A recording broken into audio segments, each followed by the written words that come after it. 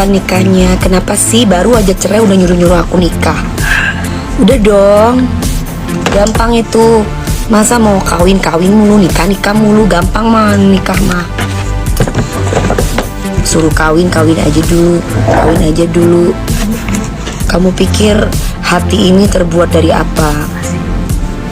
Orang baru cerai juga akan pastikan hatinya sakit. Gak mungkin asal main kawin-kawin, nikah-nikah sama orang. Assalamualaikum warahmatullahi wabarakatuh. Dipikir enak apa nikah? Weh, DP, Dewa Persik. Wis ta, gano wong lanang sing betah ambek kon. Betah karo plerokane matamu, karo kekenyiane cangkemmu. Wis ta, gak ono sing betah wong lanang ndi sing betah. Pengen roh aku ya. Assalamualaikum warahmatullahi wabarakatuh. Neng, apa kabar? Semoga Neng dalam keadaan sehat, baik. Maaf kalau ternyata semuanya nggak sesuai dengan harapan kita. Maaf juga kalau selama menjadi suami belum bisa menjadi yang terbaik, belum bisa memberikan yang terbaik. Masih banyak kekurangan. Dulu dia itu waktu belum nikah sama saya masih ngekos. Kalau sekarang orang bilang kasihan Angga ngekos. Ibu, dari dulu juga udah ngekos ibu. Di Lampung rumahnya 4 garasi ibu. Dari pertama masih rumahnya gedek, masih nggak ada atapnya dulu. Sekarang sudah 4 garasi. Kok bilang kasihan sih ibu, gimana ya? Aku menikah sama dia tuh nggak melihat dia karena artis kan. Nggak melihat karena dia kaya, multi talenta gitu. Dan kalau mau dipikir juga sekarang nggak ada alasan aku untuk meninggalkan dia.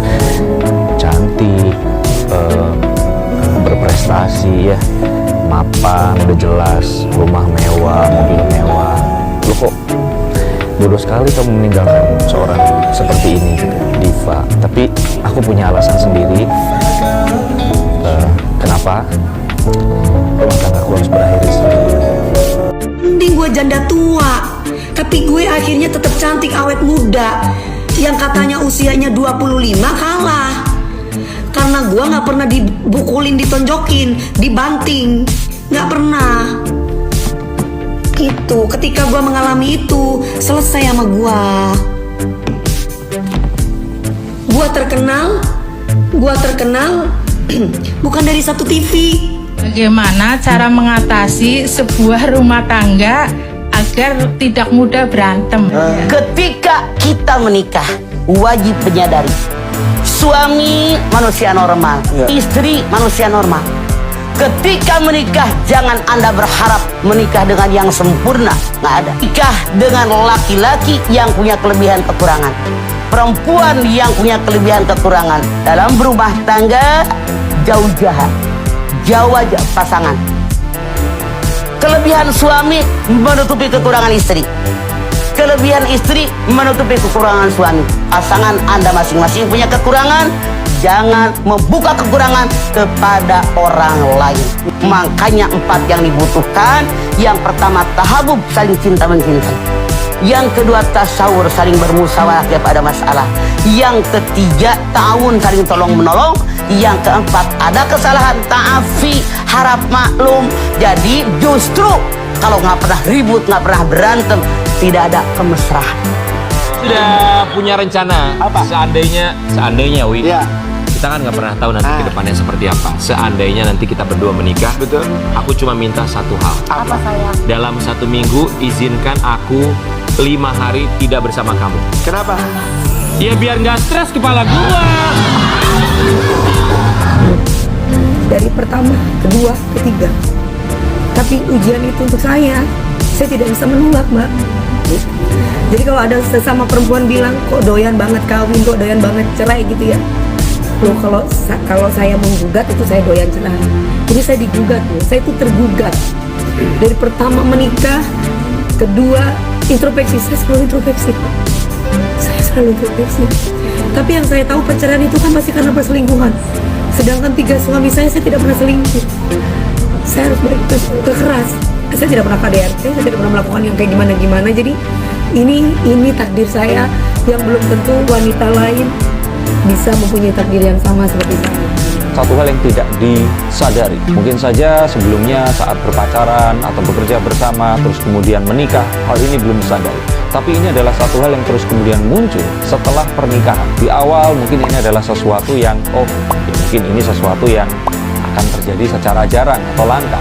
Tapi ternyata hal tersebut berulang dan akhir-akhir ini mungkin saja ini lebih sering daripada yang sebelumnya. Ini bukan sesuatu yang langsung buruk. Mungkin semua orang yang menikah mengalami hal ini tadi. Tapi tentu saja penerimaan dan juga cara menyampaikannya ini akan berbeda di setiap pasangan. Dan rupanya subjek yang saya bacakan kartunya ini mulai tidak bisa lagi menahan semua yang terjadi. Tapi bukan artinya terus yang wanitanya ini melakukan sesuatu yang negatif, tidak. Tetapi memang terkadang daya tahan seseorang terhadap sesuatu itu berbeda-beda. Dan hal yang harus ditahan pun ini juga berbeda-beda. Ada satu pria yang tidak tahan saat wanitanya ini banyak bicara atau talkative, tapi ada satu pria yang lainnya juga yang tidak tahan saat si wanitanya ini banyak diamnya. Marah diam, senang diam, semua diam. Dan ini banyak dijumpai. Dewi Persik itu wanita berharga. Jadi sekali saya sudah ditalak ya sudah bye.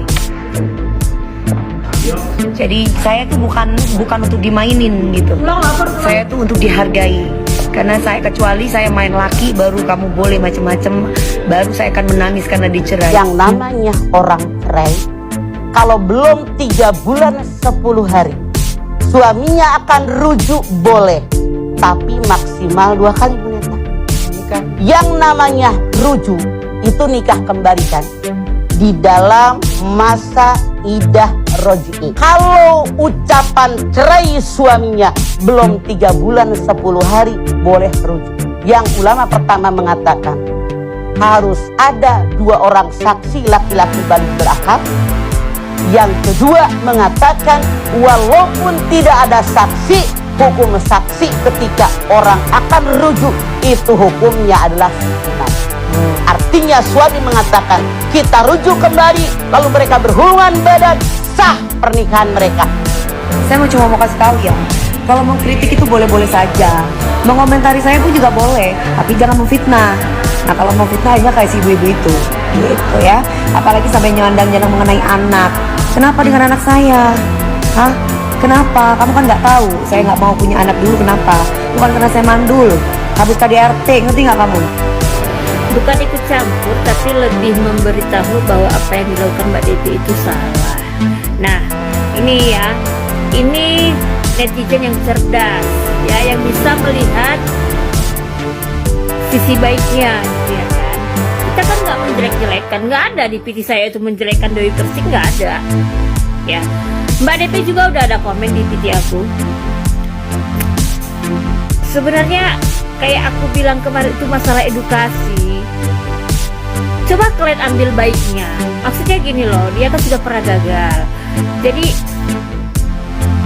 kita itu untuk mencari pasangan kan kita ada kriteria. Mau yang bagaimana. Nah, itu sampai menikah, gitu kan?